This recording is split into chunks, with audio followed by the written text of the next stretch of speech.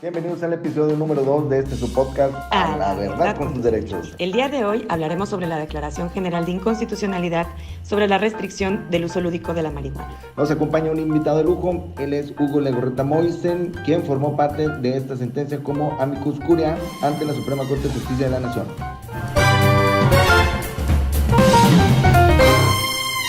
¡Comenzamos! Hola, ¿qué tal amigos? Bienvenidos al episodio número 2 de este podcast A la Verdad con tus Derechos. Bienvenido mi querido Daniel, yo soy Carolina Villagrán y el día de hoy tenemos un invitado de lujo, nuestro muy querido Hugo, que enseguida me va a hacer favor de presentar Daniel. Pero bueno, queremos avisarles o anticiparles que el tema de hoy es la Declaratoria General de Inconstitucionalidad de la sentencia que declara que es constitucional el consumo de marihuana de manera lúdica. Por favor, mi querido Daniel, adelante. Muchas gracias, Caro. Muchas gracias por a los que nos ven en este segundo episodio de su programa A la Verdad con sus Derechos. Tenemos un invitado también de lujo que se llama Hugo Legorreta Moisen. Él es emprendedor, activista, defensor de derechos humanos, consultor, líder de proyectos en desarrollo de aplicaciones de uso especializado lúdico, videojuegos, sistema experto en inteligencia de negocios, y formó parte de amicus curiae dentro de la sentencia de la Corte, en donde se declaró la inconstitucionalidad del artículo que prohibía el uso lúdico de la marihuana. Y bueno, Hugo, muchas gracias por estar con nosotros. Te agradecemos porque ha sido ha sido muy, no extraño, pero le mandamos un mensaje. Luego nos dice, ¿y ustedes quiénes son? Y lo que pasa es que queremos hacer este proyecto. Y bueno, va. Y entonces, pues agradecemos mucho la confianza. La idea de esto es poder charlar contigo y comenzamos. ¿En qué parte ustedes se integraron? Tú eres parte de un colectivo. Cuéntanos un poco de lo que hace el colectivo. Claro que sí, pues mucho gusto. Muchas gracias, Daniel. Muchas gracias, Carolina, por el espacio y por la oportunidad de compartir a la verdad los derechos que los pachecos en este caso tuvieron a bien ya consolidar a nivel de una declaratoria general de inconstitucionalidad. Yo particularmente participo de los movimientos procanábicos en México, son muchos, son muy variados y han tenido muchos años de existir. Yo en lo particular abanderé y abandero aún hoy las causas que sostiene el Plantón 420, que es una acción civil que lleva ya 2 años, desde el 2 de febrero del 2020, a las afueras de la Puerta 1 del Senado, en esta protesta viva.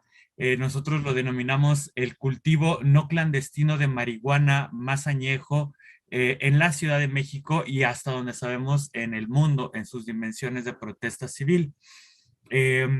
Como parte del Plantón 420, pues hemos tenido esta posibilidad de incidencia en lo que resultó al final en 2021 ya la Declaratoria General de Inconstitucionalidad, participando, insisto, desde la sociedad civil, haciéndonos presentes ante la Suprema Corte de Justicia y justo como lo mencionas, el amicus curiae es una figura documental, es un documento que significa amigos de la Corte.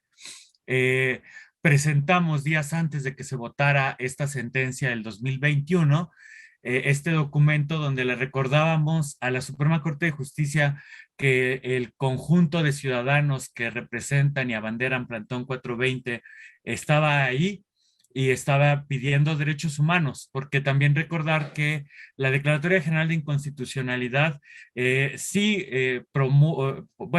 sentencia al final que la prohibición absoluta de la marihuana es inconstitucional. Luego, entonces, lo contrario es la posesión, el consumo, el cultivo, no podrían ser penados. Todavía falta un gran recorrido para que eso llegue a materializarse como ley tan simple, pero básicamente el espíritu de la sentencia y la voz más fuerte que tiene México en temas jurídicos, que es la Suprema Corte de Justicia, no hay un ente superior a ellos en ese tema, han dicho en México la posesión, el disfrute, el uso de la cannabis por el tema del derecho al libre desarrollo de la personalidad es constitucional, ¿no? Eso es algo histórico, eso nadie lo ha legislado así, nadie ha tenido esta aproximación de visión de derechos humanos sobre la despenalización, descriminalización y eventual legalización de la marihuana en el mundo. A mí me gustaría, como para poner un poquito en contexto a todas las personas que nos escuchan, platicarles y que tú ahí nos vayas ayudando a detallar. Este es un asunto en el cual se hace una solicitud a la autoridad administrativa que tiene facultades para autorizar el consumo para fines lúdicos. Entonces, se hace como una estrategia para que generen ustedes un acto de aplicación, es decir, que la autoridad te diga, no te doy permiso porque la ley lo prohíbe. Entonces, hacen una estrategia y un caminito legal para que se vaya analizando este tema ante primero, obviamente, la autoridad local, de manera administrativa, después en un juicio de amparo indirecto, después subsiste el problema de constitucionalidad, esos amparos directos se van a revisión y al final esta revisión llega hasta la Suprema Corte de Justicia de la Nación. Entonces, es como un camino que se platica a lo mejor pronto, pero que tengo entendido, pues les llevó más de 7 años, ¿no? O sea, desde que iniciaron con los primeros actos de aplicación a generarlos, estas contestaciones y a conjuntarse. Platícanos un poquito cómo se fue desarrollando esa primera parte de la estrategia.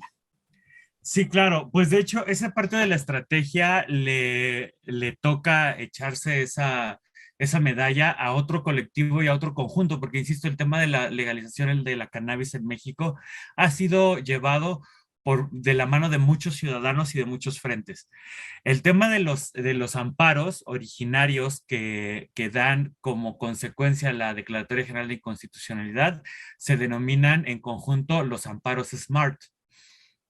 Los amparos SMART efectivamente empiezan a principios de los años 90, ganándose al final estos 5 amparos que generan esta jurisprudencia que después eventualmente es elevada a la Suprema Corte de Justicia, porque ya había habido 5 fallos, ¿no?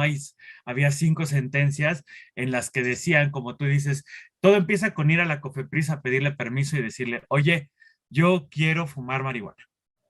Así empieza todo.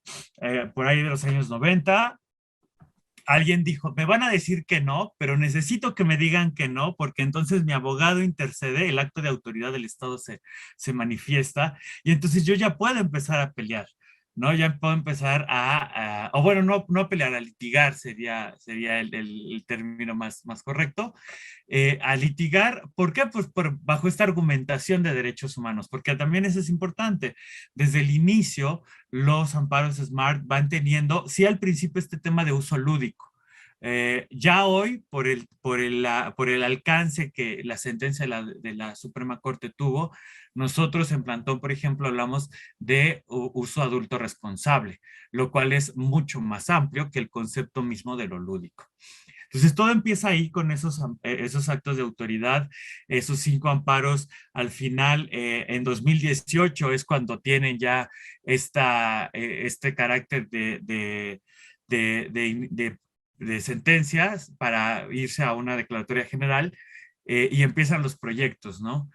Hay varios proyectos al respecto de cómo pronunciarse y al final tenemos que sale votado en 2021. Yo vi que había en ese entonces, un senador. Él no era parte de los colectivos, ¿o sí? No, al momento no hemos tenido un colectivo que esté directamente relacionado con una figura política o una figura pública directa. Yo lo explico por el tema de que el costo político de imagen política pública es demasiado elevado todavía. Lo que sí ha habido y ya se han hecho más comunes es compañeros y fuerzas políticas que se asumen abiertamente procanábicas, a lo mejor no consumidoras, y uno que otro usuario de cannabis que sí ha salido del closet pacheco, como le denominamos nosotros. El más o la más colorida yo apuntaría a la senadora suplente Jesús Rodríguez, que de hecho hasta tiene una canción que es sobre la legalización de la marihuana. Tenemos otros personajes que han sido también abiertamente usuarios, o se han dicho usuarios. En fecha reciente, por ejemplo, comparto el nombre del senador César Cravioto, que es una de las iniciativas que en este momento se están tejiendo en el Senado de la República, una iniciativa legislativa denominada Iniciativa 420, que lo que hace es subsanar eso que la Declaratoria General de Inconstitucionalidad también señala todavía, ¿no? Porque la Corte no legisla, la Corte sentencia. Y la Corte sentencia y les dice, ok, yo he tenido que quitar estos artículos de la Constitución, tengo que remover estas prohibiciones también de la Ley General de Salud, porque ese es el texto normativo afectado por la Declaratoria General, y les toca a ustedes, les compete a ustedes llenar el hueco legislativo que eso deja. ¿Y ese se llena con qué? Pues con una ley general o una ley federal, todavía están ahí en cuál de las dos queda, sobre el tema de cannabis. ¿No? Hay que recordar también que en 2021, perdón, en enero, el tema de la ley para uso medicinal ya está aprobado, pero falta su reglamento, cosa que también es un tema que los ciudadanos usuarios responsables procanábicos estamos también peleando ahí. Pero sí, ha faltado un poco de voluntad y ha faltado también que la desestigmatización del tema permita a los políticos pronunciarse de forma más abierta. Claro, desde luego. Verificando esta declaratoria general de inconstitucionalidad y para seguir más o menos con la línea y que nuestro auditorio, desde luego, también vaya de la mano con nosotros. Entonces, estratégicamente hacen que estos amparos suban a la Suprema Corte de Justicia de la Nación, se empieza a pronunciar, se hacen 5 sentencias sin ningún en contrario, y a partir de ahí surgen 9 criterios que tienen el carácter de jurisprudencia. En cada uno de ellos se detallan diferentes cuestiones, ¿no? Se habla del acceso, precisamente, del derecho al libre desarrollo de la personalidad, de la proporcionalidad en las medidas, ¿no? Por ejemplo, dice, bueno, yo veía, claro que es un tema de salud pública y tú como Estado debes de cuidar la salud pública de la ciudadanía, pero hay límites, ¿no? Y hay otras medidas que son menos invasivas a una prohibición absoluta. Ese fue el tema, entiendo, ¿no? Decir, a ver, no puede ser tajante. Sí, está bien, pero tienes que regularlo, no puedes prohibirlo, porque únicamente estaba para fines científicos y médicos, ¿no? Y medio desarrollado, porque no desarrollado. Entonces, en esta sentencia se declara la inconstitucionalidad de diversas porciones normativas de varios artículos de la Ley General de Salud.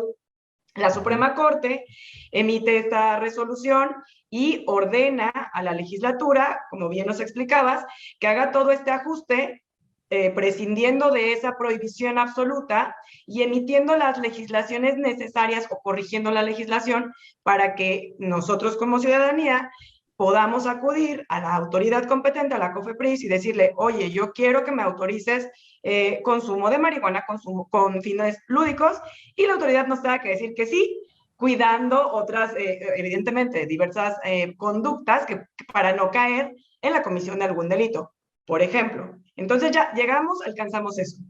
Después se le da un plazo a la legislatura para que lo haga, le dan cierto plazo, pide una prórroga porque estaban en comisiones, porque se acababan las sesiones, se las conceden, presentan otra prórroga, se las vuelven a conceder, viene la pandemia y pasan casi 2 años de que tenían que hacerlo y no lo hacían. Ahora es cuando viene esta declaratoria general. Cuéntanos ya en fondo, bueno, ustedes qué es lo que le dicen, ¿no? A ver, Senado, legislatura, porque además esta figura del amicus no nada más es presentar, ¿no? Y como parte de la sociedad civil, creo que ustedes están muy involucrados precisamente incluso en hacer una propuesta para esta ley que regule, además de la Ley General de Salud, la ley federal, entiendo que el nombre es para regular el consumo de la marihuana, ¿no? A ver, platícanos por ahí ya más en fondo de la declaratoria.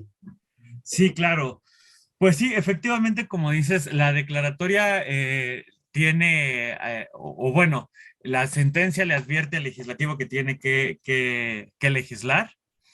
Y en 2020 inicia este proceso de prórrogas y es hasta 2021 que al final se vota y tiene, como bien indicas, efectos. De hecho, a mí sí me gustaría comentar que sí existen efectos prácticos para los usuarios y las personas que buscan el cannabis después de la Declaratoria General de Inconstitucionalidad. O sea, a pesar de que falta mucho por hacer, lo que realmente ocurre es que le destraba a la COFEPRIS el pretexto de decir es que es inconstitucional lo que me estás pidiendo, ¿no? Porque la resolución técnica de la COFEPRIS hasta ese momento, hasta antes de junio del 2021, era que es inconstitucional y que ellos no pueden darte un permiso para el ejercicio de un delito, porque pues eso es inconstitucional. Ahora, con eso, pues ya la respuesta ahorita ha sido técnica. La respuesta ahorita ha sido, yo no tengo reglamento interno, que es parte de lo que falta todavía, ¿no? Es un largo trayecto, la realidad de la construcción del aparato del Estado para permitir este derecho. Ha sido un largo tramo. El amicus curiae lo que busca, pues obviamente es recordarle a la Corte que la petición está basada en ciencia ética y derechos humanos, que hay argumentos que no son, que son de carácter moral, los que impiden el acceso libre y universal a la cannabis en México, y que nosotros tenemos ciencia ética y derechos humanos que respaldan y que dicen, oye, Corte, tú no puedes fallar en contra de esta declaratoria general porque hay razones éticas. El trato digno a las personas está de por medio. Estás criminalizando algo que no es más peligroso que otras sustancias normalizadas. Está basada en ciencia. ¿Por qué? Porque esto de que es menos peligroso ha sido probado y es probable una y otra vez. Tantas veces quieras probarlo, el consumo de marihuana es menos dañino a la salud que el de otras sustancias ya normadas, ¿no? Y está basada en derechos humanos porque el argumento pilar central es nuestro derecho al libre desarrollo de la personalidad. Entonces, eso es lo que contiene el amicus curiae. Eso es parte de lo que también vimos reflejado de forma, pues, muy de visos, muy de guiños ahí de redacción en algunas de las votaciones. Y lo agradecemos, lo agradecemos. Y justo eso después nos apoya a despegar hacia el trabajo legislativo junto con senadores. He de decir que en honor a la verdad, a diferencia de las primeras borradores de la ley Menchaca, que sale para 2020, la ley Menchaca siendo este primer borrador que el senador Julio Menchaca propone para una ley federal de la regulación y control del cannabis, que venía muy punitiva, venía muy restrictiva, venía muy violatoria de derechos. Tan violatoria era que de hecho recordaremos que cuando va de Senado a diputados, porque la Cámara de origen es Senado y la de revisión es siendo diputados la regresa todavía peor y sale un encabezado en titulares que dice regresan iniciativa con 17 violaciones de derechos humanos.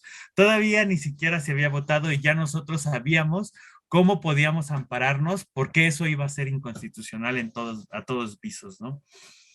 Y como eso se ve y los senadores se ven ahí como trabados, se abre esta oportunidad donde nosotros les decimos, mire, nosotros tenemos 4 peticiones, tenemos una argumentación basada en derechos humanos y queremos apoyar. Ayúdenos a ayudarles. ¿Cómo les ayudamos? Y pues fue que el senador Cravioto abre esta oportunidad y hemos estado trabajando en conjunto. Plantón 420 y muchos otros colectivos que también, insisto, Plantón 420 no es el único que ha luchado y que está luchando. Es uno de los muchos frentes que existen. Y pues bueno, hemos estado ahí participando. Con esta propuesta de ley general de regulación del cannabis que busca cuidar a los usuarios de cannabis sin afectar bienes jurídicos protegidos de terceros, ¿no? Que también sabemos que existen. Que pueden decir, oye, el tema de la salud pública, ok, de nuevo, hay evidencia que respalda. El tema del orden público también hay evidencia que respalda. El hecho de que no se incrementa, al contrario, es hasta una carga incluso económica menor al Estado, el hecho de estar dejando de perseguir un crimen que no tiene víctimas, porque también es lo que hemos nosotros apuntado. Dime quién es la víctima de que yo esté vaporizando flores. Dime quién es la víctima de que yo esté consumiendo un porrito. A eso sí, también hemos estado trabajando del lado de los consumidores para decirles, ok, si sabes de dónde vienen tus flores, autocultiva tus flores, porque también esa es la otra, tenemos que ser muy conscientes de que en este momento la oferta de mercado que existe es un mercado gris oscuro y que hay que visibilizarlo, y entonces también hay que empujarnos nosotros mismos para que no solamente el texto, porque el Estado solamente tiene y puede hacer hasta cierto grado. Nos toca a nosotros como ciudadanos informarnos y saber la parte que nosotros tenemos que solventar. Ahorita que decías todos estos argumentos, obviamente pues ustedes los llevaron como amicus curiae y la Corte los menciona, la Corte incluso se trae algunos otros estudios donde efectivamente, como tú dices, inclusive dice que se reduce la agresividad, ¿no? Sí, bajo el uso. Pero bueno, yo no tengo ningún problema porque la gente que fuma marihuana consume el producto, pero si yo le quisiera decir a mi mamá, a mi tía, oye mamá, pues es que ya es permisible, ya la Constitución, la Corte dijo que es constitucional, es inconstitucional su prohibición, constitucional su uso de manera lúdica. ¿Ustedes cómo lo podrían decir? Porque hay un estigma, y creo muy importante, sobre las personas quienes consumen marihuana. Sigue habiendo estigmas y yo creo que nos vamos a tardar, pienso, algún tiempo para que estos estigmas desaparezcan. Tú lo decías, es una cuestión Sí. de votos, ¿no? Si un servidor público o aspirante a cargo de elección popular toma esa bandera, pues bueno, tal vez no sea una gran bandera, o bueno, dice el senador Cravioto, pues obviamente ese es un nicho de un área de oportunidad, pero ustedes, no venderían, pero cómo lo dices a la sociedad, pero al nivel de las mamás, al nivel de las tías, cómo le dirían? Claro. Pues fíjate, en Plantón 420 tenemos una mesa de información que colocamos a las afueras de la Suprema Corte de Justicia todos los jueves y martes por la tarde, y afuera de la Cámara de Diputados local en Donceles y Allende, en la Ciudad de México, los martes y jueves en la mañana, justo para compartir información con nuestros representantes locales y para desestigmatizar en frente de la Suprema Corte a la población general. Y lo que nosotros les comentamos en primera es que fumar marihuana fue históricamente prohibido bajo el concepto de degeneración de la raza.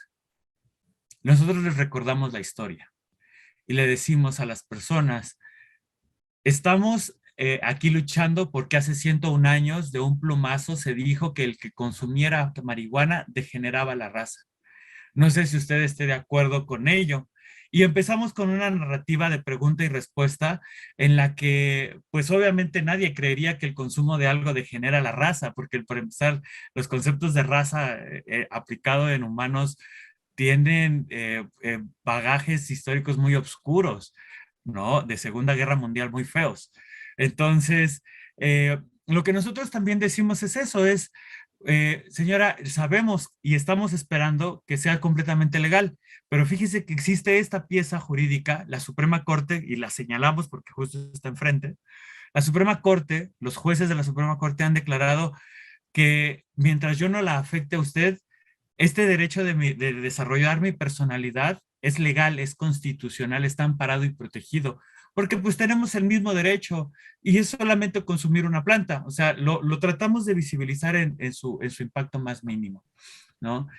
Obviamente compartimos mucha información de reducción de riesgos y daños, porque el principal estigma proviene del desconocimiento, y el desconocimiento viene incluso de que mucha gente, y espero que no censuren su programa por esto, mucha gente jamás había visto esto, así, en esta presentación. Y les digo, esto es marihuana, esto es la flor, esto es lo que realmente se busca. No es un polvo, no es una pastilla, no es solamente su objeto terminado, un porrito. Así lo han presentado a las cámaras, pero la realidad es que estos son flores. Eso que ustedes llaman droga, o sea, porque se le refieren a la marihuana, es que esa droga, no, es una flor, es una planta que ha tenido un muy mal acompañamiento de relaciones públicas, pero que realmente no criminaliza a las personas que la usan. Oye, ahorita la cadena productiva está involucrada en temas muy oscuros, sí, como lo estuvo la cadena productiva del ron en la época de la ley seca, como lo estuvo en su momento todo el tema de la incertidumbre alrededor de los videojuegos en algún momento, que nadie sabía cómo aproximarse a ellos. Eh, pero también les recuerdo que aquí en México, el decreto borbónico de los años 1700 fue el que trajo la marihuana a México, que fue la curiosidad nativa de nuestros pueblos originarios, que nos gustaba y nos gusta aún hacer remedios de tés y sobadas y hueseros y medicina tradicional, la que llevó, porque los españoles no fumaban marihuana como tal. Eso viene la cannabis a México y son nuestros pueblos indígenas, nuestros pueblos originarios, los que la toman y dicen, ah, espérate, esto tiene una flor y esto tiene resinas y esto se parece a esto otro que usamos, entiéndase peyote y manzanillas y sábilas y muchas otras cosas. Y dijeron, a ver, vamos a aplicarle la misma aproximación natural que tenemos históricamente a la planta, ¿no? Y descubrimos que se podía fumar. Entonces, que ya se sabía porque la planta es originaria de Nepal. Entonces, así lo vamos aproximando desde cuestiones también muy locales para las personas. ¿No se acuerda cuando su abuelita se untaba marihuana en alcohol? Y es como, bueno, es que sí es cierto, pero es que esa era otra planta. Y justo es recordarles, no, no es otra planta. Es la misma planta, solo que hemos sido mejores para hacerla ahora, ¿no? Los elotes de Moctezuma no son los mismos que comemos hoy, por ejemplo. Oye, aprovechando, pues todo, no, a mí me queda absolutamente claro que por algo llegaron los argumentos que ustedes tienen, ¿no? Bien cimentados para hacer este cambio de paradigma. Muchas gracias. Leyendo esta Declaratoria General de Inconstitucionalidad, advertíamos que son dos sustancias, ¿no? Las que regulaban estos artículos. A ver, explícame un poquito más, porque dice, es exclusivamente con fines lúdicos y recreativos, cannabis, sativa, índica y americana, su resina, preparado y semillas, y del psicotrópico THC, tetrahidrocannabinol, ¿no? En los siguientes isómeros. Y nos pone ahí una serie de números y sus variantes estereoquímicas.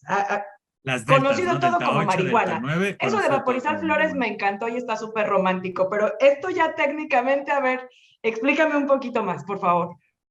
Sí, claro. Fíjate que eso realmente es una consecuencia de la política internacional de drogas emitida por la Organización de las Naciones Unidas de 1961. La marihuana, a diferencia de otras sustancias en la tabla o en la lista, es la única que es separada, a pesar de que viene en el mismo contenedor orgánico que es la flor.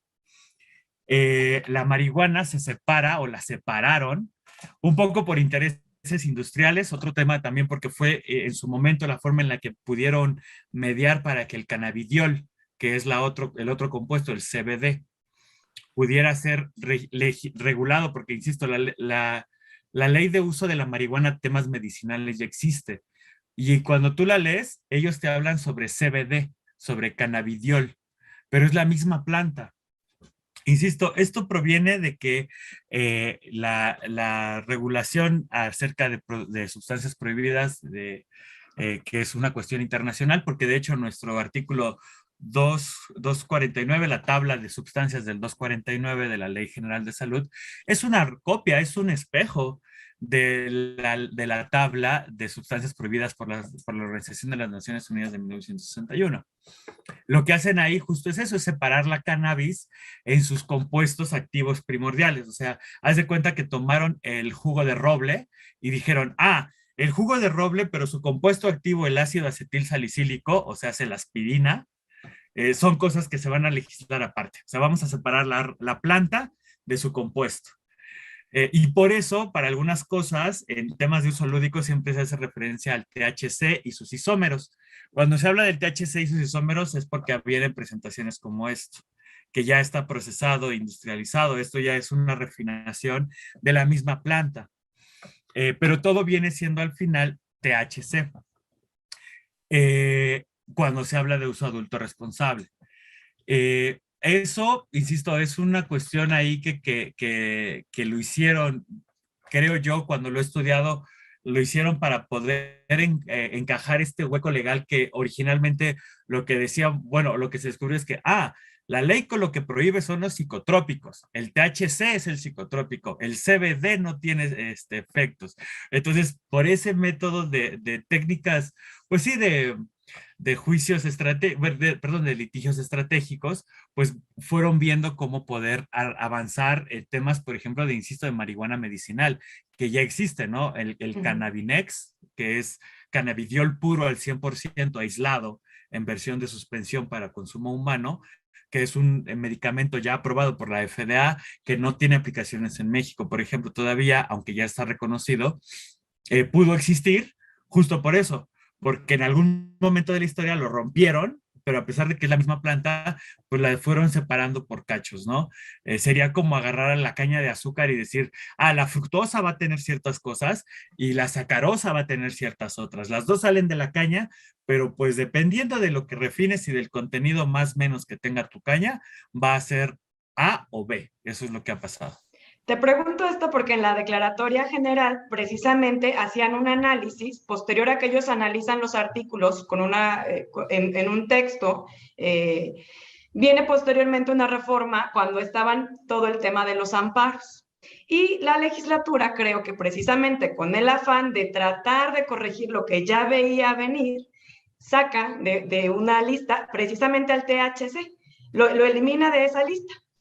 Pero bueno, me gustó mucho que en la parte de la declaratoria lo que dice la Corte, a ver, espérame, no pasa inadvertido que en 2017 hubo una reforma a la Ley General de Salud y la transcribe, ¿no? Y viene diciendo tal, tal, tal.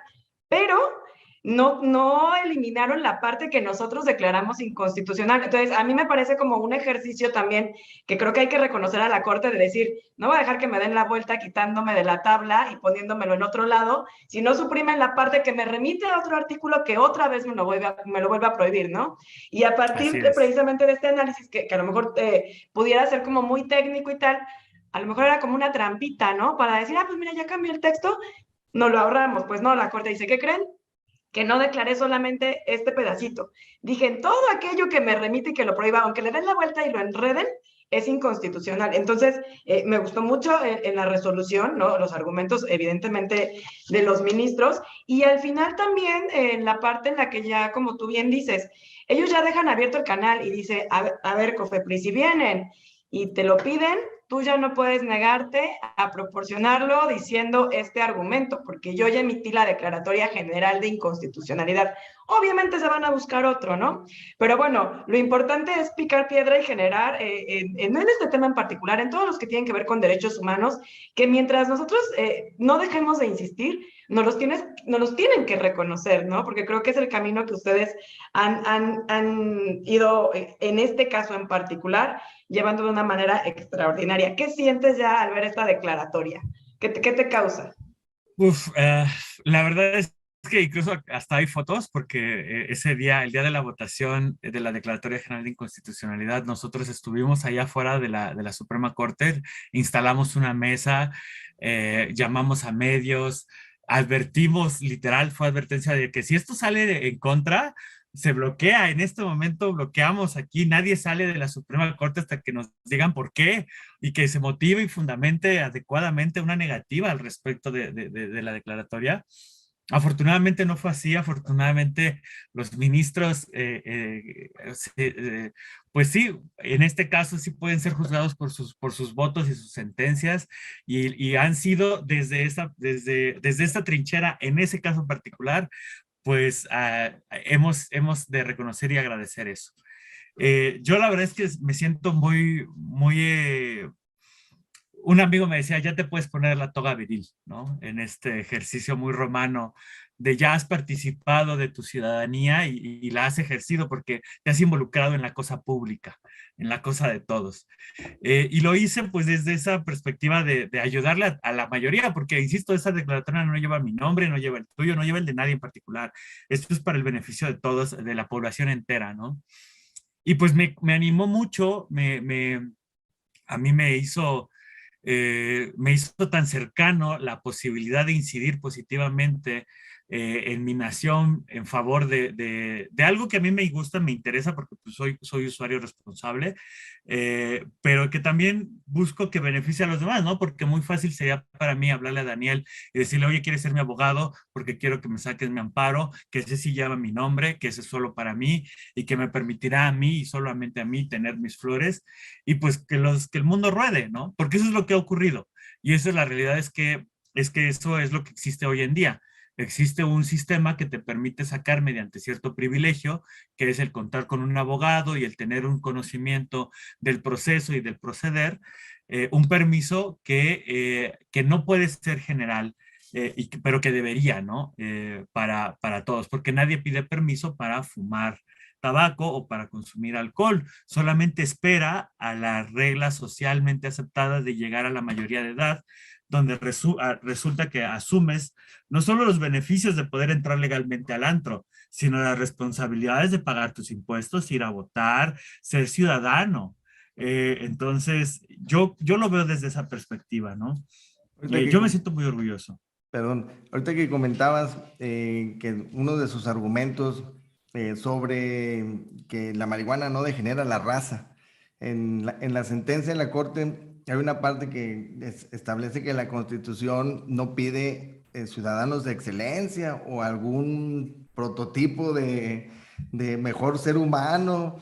Entonces lo que pide es que seas libre para poder tomar tus decisiones en una manera responsable sin afectación a los terceros, ¿no? Entonces, en esa parte, te regresabas a, pues solamente Hitler pedía una raza aria, ¿no? Que es lo que es el absurdo de estar pensando que vamos a tener una degradación del ser humano con hacer algo que está estigmatizado, pero que por falta de información, pues no puede avanzar, ¿no? Sobre la sentencia, yo sé que estás contento, ya nos lo expresaste, pero ¿qué es lo que está faltando? ¿Qué le falta a las cámaras, al Congreso, para que pueda ya los efectos de la sentencia realizarse? Voluntad política. Lamentablemente es un tema de voluntad política. Y mira, te voy a ser bien honesto, siendo hoy marzo de 2022, 19, y viniendo el 10 de abril, la prioridad sobre este tema es nula. ¿No? Teniendo otros intereses, o sea, porque te lo planteo así porque, insisto, hemos colaborado muy cerca, muy cerca, y te hablo tan cerca que esta semana yo estuve 2 días en el Senado trabajando en mesas de trabajo al respecto de aspectos de la institución que se va a proponer, porque se está proponiendo un Instituto Mexicano del Cannabis, viendo sus facultades, sus sí, sus no, sus porqués y sus para qué y sus cómo, hablando de temas de cómo garantizar el acceso a la salud vía uso herbolario y terapéutico de la cannabis, no solamente farmacéutico, porque la ley de uso médico de la cannabis es básicamente farmacéutica. Si tú no eres farma, el uso medicinal de la cannabis queda relegado a que no existe, a que tiene que ser certificado por farma, ¿no? Entonces, ¿qué falta? Falta mucha voluntad política. Pero para que exista voluntad política debe de haber ciudadanos políticamente activos que también la respalden, que digan y que quieran. Y aquí es donde siempre comparto números, ¿no? Yo voy a visibilizar algo que muchos no asumimos cuando somos pachecos, y es que somos una minoría. Somos una minoría numérica real. Somos 2.3% de los pobladores de la nación, no de la ciudad, de la nación. Estamos considerados en 128 millones de habitantes, 2.5 a 2.8 millones de usuarios reconocidos, conocidos y asumidos de cannabis. Por eso digo que falta también voluntad de salir del closet. Pero Porque si casi puedes hacer un partido político, con ese número. casi, pero ¿qué representatividad tendría cuando estamos tan disueltos en una marea de 128? ¿No? Y la mayoría de los 2.8 millones están concentrados en la Ciudad de México. A lo mejor un partido local, un partido estatal podría ser sentido, pero de nuevo serían intereses muy pequeños. Lo que necesitamos es que se amplíe la base, que los usuarios de cannabis, los que no fuman pero se suman, se expresen, ¿no? yo hago el parangón mucho con el tema de la lucha por los derechos de la diversidad sexual y el derecho a elegir sobre el cuerpo, ¿no? De parte de las compañeras mujeres. Eh, es algo que muchas dicen, pero es que si yo no quiero, o sea, es que a mí no me afecta porque yo no soy de la diversidad, o es que a mí no me afecta porque, pues, yo no busco el derecho a elegir porque ahorita no lo necesito. Ok, es que no es que no es que lo tengas que usar, hay que entender que la lucha por derechos humanos es la lucha por los derechos para todos, porque si hoy vienen por mi derecho para el consumo de algo, el siguiente derecho atropellado puede ser el tuyo, y como no va a haber nadie que se interese por el tuyo, entonces nadie te va a acompañar. No, es abrir un poquito el panorama. Entonces, nos faltan un poco más de ciudadanos y nos faltan un poco más de visión de que esto ocurra. Por ejemplo, agradezco mucho los espacios donde puedo hablar cerca del evangelio de la cannabis, ¿no? Eh, porque, porque sí, México no busca legalizar, por lo menos desde mi perspectiva y desde lo que yo estoy trabajando y lo que sostenemos en Plantón y lo que buscamos, no es comercializar THC, no buscamos mercados estrepitosos y enormes de marihuana para ir a abastecernos, no. Buscamos el reconocimiento del derecho al desarrollo de la personalidad, buscamos el reconocimiento del derecho al acceso a la salud, buscamos el derecho del reconocimiento de asociación, porque también están implícitas el tema de asociaciones canábicas que se querían prohibir. Estamos buscando el derecho de reconocer ciudadanos que son ciudadanos responsables, ¿no? Porque, insisto, el uso lúdico lo dejaba solo a eso, a vamos a jugar. No, yo no voy a jugar con la cannabis. Yo trabajo con cannabis, yo creo con cannabis, yo legislo pensando en cuestiones que llevan en mi mente el cómo lo presentaría un Pacheco, cómo lo viviría un Pacheco, ¿no? Entonces, eh, creo que no es un tema de que falte solamente por parte de los políticos, falta también por parte de nosotros y de nosotros todos, los que ciudadanos que se interesen, incluso abogados, ¿no? Porque falta mucho por crear la industria del cannabis y para crear una industria necesitamos muchos abogados y hay muchos abogados que ven el tema de cannabis y parece que les entregas una bomba. Yo creo que son muy reacios a levantar actas constitutivas, contratos de intercambio, cuestiones que llevan a ese tipo de cosas y es como, no, no, no, no, es que eso ha de ser delito. No, hay que abrirnos más.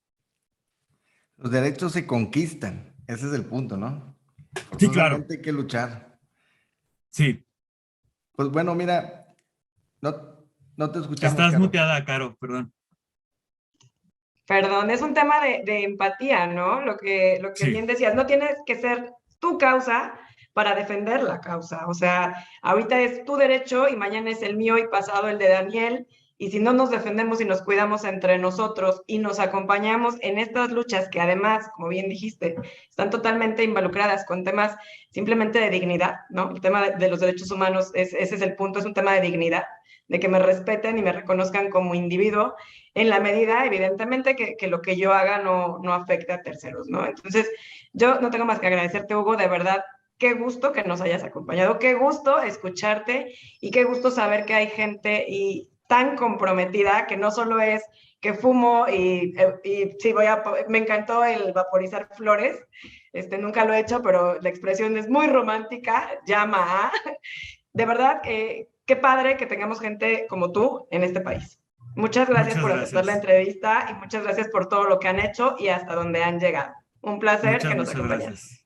Muchas Muchas gracias, Hugo, gracias de a mi parte ustedes. también. Muchas gracias, Caro. Y nos vemos Gracias, en la amigo. próxima. A todos los que nos escucharon, hasta luego. Bye.